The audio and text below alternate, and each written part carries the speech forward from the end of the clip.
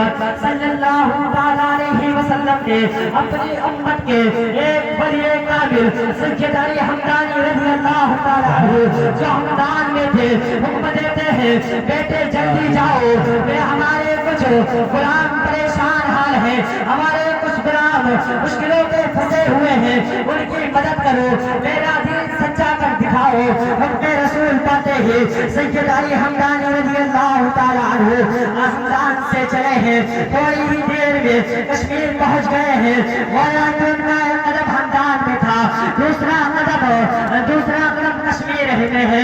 میرے ملت کے نوجوانوں، اولیاء کرام کے عاشقوں، اولیاء اللہ کے عرص منانے والوں، غور سے سنو، حاکم گرج رہا تھا تم میں سے کوئی ہے جو مردے کو زندہ کر سکے، اور اگر مردے کو زندہ نہیں کر سکتے ہو تو کہو کہ میرا دین جھوٹا ہے، میرا اسلام جھوٹا ہے، میرے نبی جھوٹے ہیں، نبی کی حدیث جھوٹی ہے۔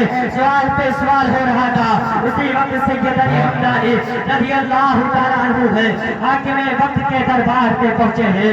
حاکم وقت کے گفتگو کو سن کر جلال میں آ گئے اور فرمایا او بدباطل حاکم سنو، میرا اسلام بھی سچا ہے، میرا دین بھی سچا ہے، میرے نبی بھی سچے ہیں، میرے نبی کی حدیث بھی سچی ہے۔ تم ایک مردے کی بات کرتے ہو، اگر کہو تو ایک مردے کی بات کرتے ہو، اگر کہو تو قبرستان کے سارے مردوں کو زندہ کر دو۔ اتنا کہنا تھا، علماء کرام کے چہروں پر خوشی کی لہریں دوڑ گئی ہیں، سب نے سجدہ شکر ادا کیا ہے۔ ذرا حاکم کو پسینہ آنے لگا ہے، اس کے چہرے پر اداسی چھانے لگی ہے، کیونکہ اولیاء کرام کے چہروں پر رعب و جلال ہوا کرتا ہے، اسے دیکھ کر لوگ لرزہ بر اندام ہو جایا کرتے ہیں۔ حاکم سے آپ نے ارشاد فرمایا، اے حاکم وقت، حضرت عیسیٰ علیہ السلام نے مردے کو زندہ کیا، یہ حق ہے، مگر تم میں سے کوئی ہے جو مردے کو زندہ کر سکے؟ مگر دیکھو، میں وہ نبی نہیں ہوں، غلام نبی ہوں، میں نبی نہیں ہوں، آل نبی ہوں، میں نبی نہیں ہوں، میں آل نبی ہوں، مگر ایک نہیں، کہو تو ہزاروں مردوں کو زندہ کر دو، لیکن میری ایک شرط ہے، تمہیں میرے نبی کا کلمہ پڑھنا پڑے گا، تمہیں میرے نبی پر ایمان لانا پڑے گا، اور اگر تم ایسا نہیں کرو گے تو تباہ و برباد ہو جاؤ گے۔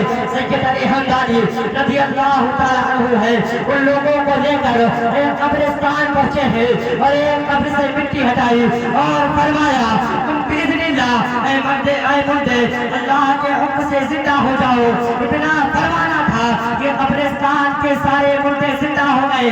نگاہ ولی میں وہ تاثیر دیکھے بدل دی ہزاروں کی تقدیر۔ نعرہ تکبیر، نعرہ رسالت، عرس مقدس، علماء اہل سنت، نعرہ تکبیر، نعرہ رسالت۔ ذات محترم، جب ان لوگوں نے اپنے باتوں کے نگاہوں سے مردوں کو زندہ ہوتے دیکھا تو ان کی دل کی دنیا ہی بدل گئی، ان کے سینے نور ایمان سے منور ہو گئے اور پڑھ لیا لا الہ الا اللہ محمد رسول اللہ صلی اللہ تعالیٰ علیہ وسلم اور مسلمان ہو گئے۔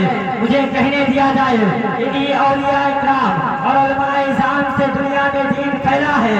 اگر کشمیر میں دین پھیلا ہے تو سید علی حمدانی رضی اللہ تعالیٰ عنہ کے ذریعے پھیلا ہے۔ اگر انڈونیشیا میں دین پھیلا ہے تو سید برہان الدین رضی اللہ تعالیٰ عنہ کے ذریعے پھیلا ہے۔ اگر